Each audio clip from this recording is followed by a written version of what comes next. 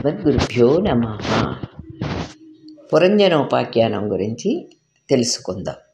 ఒకనాడు ఏదైనా గొప్ప మహత్కార్యం చేయాలన్న తలంపుతో ఉన్న మహారాజు ప్రాచీన బర్హి దగ్గరకు నారదుడు వచ్చాడు.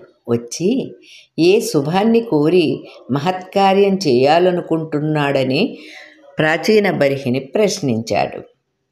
మోక్షస్థితిని తెలుసుకోవటానికి తనకు జ్ఞానోపదేశం చేయమని నారదుడిని అడిగాడు ప్రాచీన బర్హి. సంసార చక్రంలో పరిభ్రమించే తనలాంటివాడు మోక్షపదాన్ని పొందలేడు అని కూడా అంటాడు.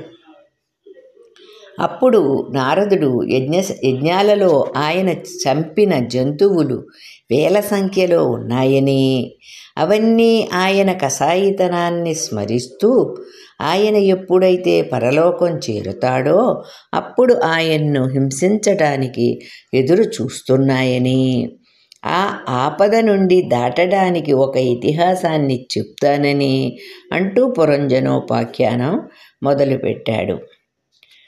పూర్వకాలంలో పురంజనుడనే రాజుండేవాడు. అతడికి జ్ఞానంతో కూడిన ప్రవర్తన కల విజ్ఞాతుడనే స్నేహితుడుండేవాడు. తనకు అనుకూలమైన పురం కొరకు స్నేహితుడితో కలిసి పురంజనుడు భూమండలమంతా తిరిగాడు. భోగవతి లాంటి ఒక పురాన్ని చూశాడు ఒకనాడు.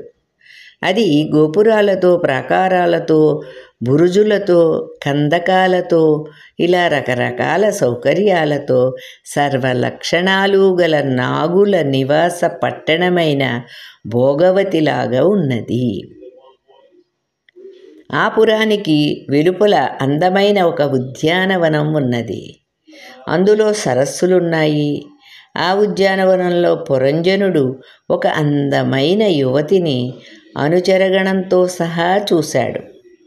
ఆమె ఎవరని, ఆమె పేరేమిటని, తండ్రి ఎవరని, ఆమెను అనుసరిస్తున్న 11 మంది సేవకులు ఎవరని, ఆమె ఈ వనంలోకి రావటానికి కారణమేమిటని, ఆమె ముందు నడుస్తున్న పాము ఎవరని ప్రశ్నించాడు పురంజనుడు. తనను ప్రేమించమని కూడా అడిగాడు. తనకు తన తండ్రి ఎవరో, తన కులమేమిటో, పేరేమిటో, తానున్న ఈ పురం పేరేమిటో, దాన్ని నిర్మించిన వాడెవరో తెలియదని, తన వెంట ఉన్నవాళ్ళు తన సకులని, చెలికత్తెలని, ఆ పాము తను నిద్రించేటప్పుడు పురాన్ని పాలిస్తుందని అన్నది ఆ యువతి జవాబుగా. తన భాగ్యవశాన పురంజనుడు అక్కడికి వచ్చాడని, ఆ పురాన్ని స్వీకరించి పాలించమని, తాను సమకూర్చే కోరికలన్నింటినీ 100 ఏళ్ళు అనుభవించమని అన్నది. పురంజనుడు లాంటివాడిని తనలాంటి కన్య తప్పక వరిస్తుందని చెప్పింది. ఆ పద్మాక్షిని పురంజనుడు తక్షణమే వరించాడు. ఆ పురంలోకి ప్రవేశించి ధన్యుడయ్యాడు. 100 సంవత్సరాలు సమస్త సౌఖ్యాలను అనుభవించాడు.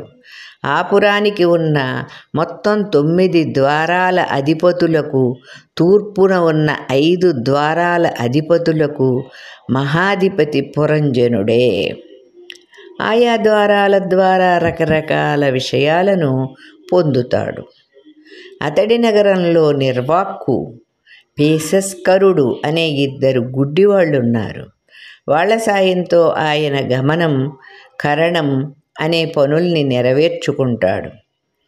అంతఃపురంలోకి వెళ్ళేటప్పుడు విషచి అనే ఆమెతో కలిసి భార్యాపుత్రుల వల్ల కలిగే మోహ ప్రసాద హర్షాలను పొందుతాడు.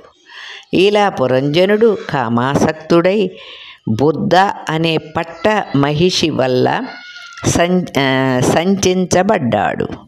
ఆమె పురంజనుడు ఏది చేస్తే అది చేస్తుంది, తింటే తింటుంది, తాగితే తాగుతుంది, నడిస్తే నడుస్తుంది.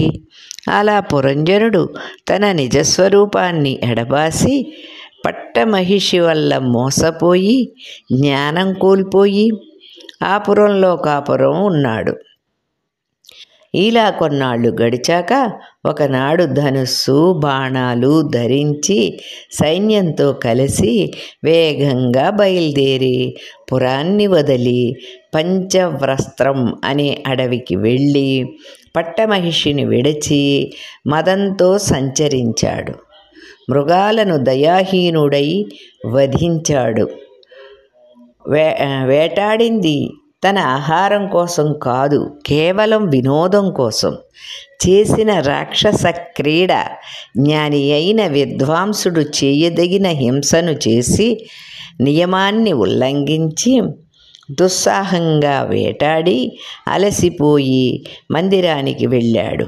బడలిక తీరేదాకా నిద్రపోయాడు